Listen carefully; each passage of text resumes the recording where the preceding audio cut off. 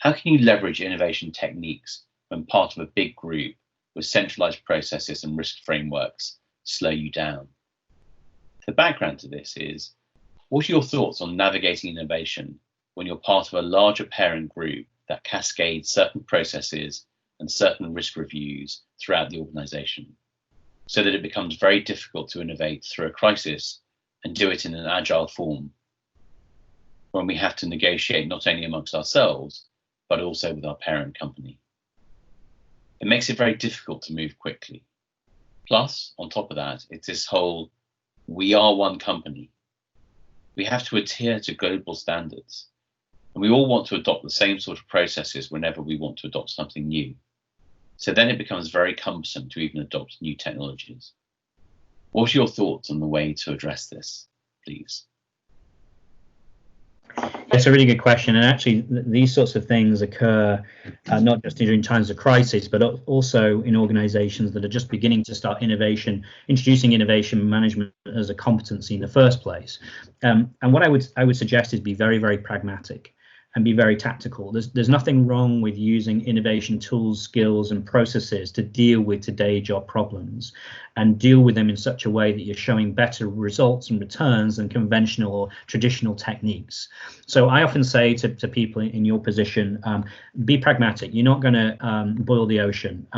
Let's focus on relatively small, modest improvements, but use innovation tools and competencies to make those tactical improvements, and then report and tell the world about the change that you've made.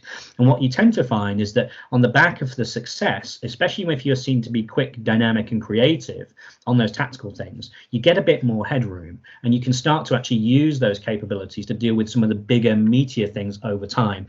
Now, it's often very frustrating as an innovator. I was a corporate innovator for many years. And you're trying to move the behemoth organization, and you feel like you've seen the light, you know how it should work, but actually no one else is listening, because you're fighting against, the organizational culture and how these things operate around here. Now, you don't change that quickly. Of course, disruption can provide as a catalyst for different thinking, but also it can cause organizations to take that inward breath and just hold on to everything very tightly. And so it can stop a lot of creativity as well. So what I would say is go very tactical, use your innovation skills, your tools, your techniques at a very modest level. If suddenly cost is becoming an area of focus, use innovation tools to reduce cost. The program that we support at ConocoPhillips, that's what it was focused on. Let's just make this process as lean as possible, take as much cost out of the business. They took 200 million out of a business that was only staffed by 1,600 people. And suddenly, wow, these people were, and these techniques and these processes were flavor of the month. And now it's being rolled out globally. So prove it in a small case. Don't be worried about scale. Just deliver value, whatever value is meaningful to you and your organization at that point. Tell the world, and then try and get a little bit more adventurous. Go step by step.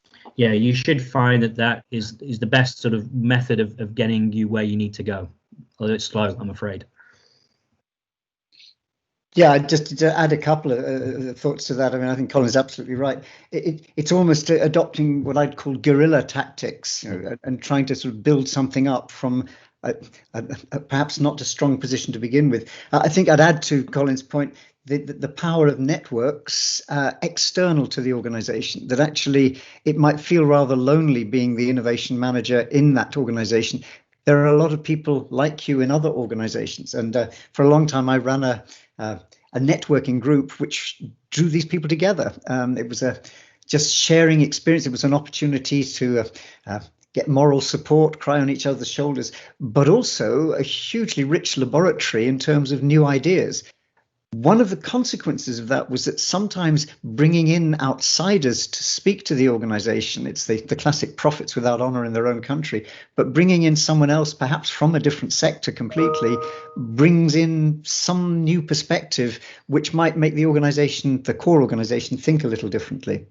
And the other one, which this large German organization I mentioned, something we did reasonably successfully was establish an early evening conversations about innovation meeting. It was a very relaxed, informal. It was a short discussion, a bit like we're having right now, followed by networking with the top 30 or so managers.